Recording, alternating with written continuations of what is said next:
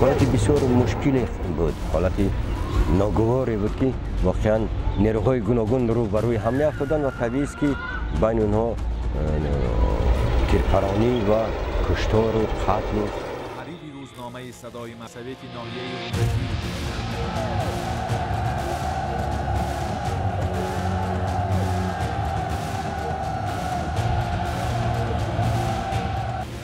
از آن با گرمی استقبال کردند. امام علی رحمان از جمله اظهار کرد: جای رسول یک مرتبه همیشه یک جاتانی بید همه همین جنگجوها برای کرسی هستند و برای چی دیگر به 3 سال ما همین رفتیم دیده شد تنها برای کرسی برای رسول جای جنگجوها مدی نظری بچه که مشورانه که یک ساعت دیگر التماس هستند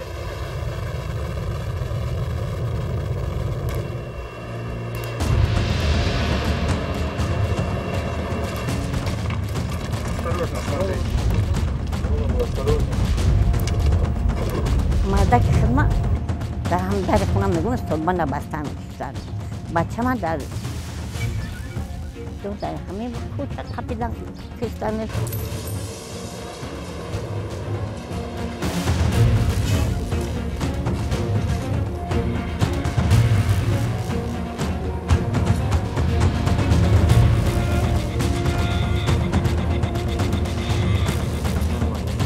В таком сложнейшем обстановке референдумом. Это самые демократичные выборы.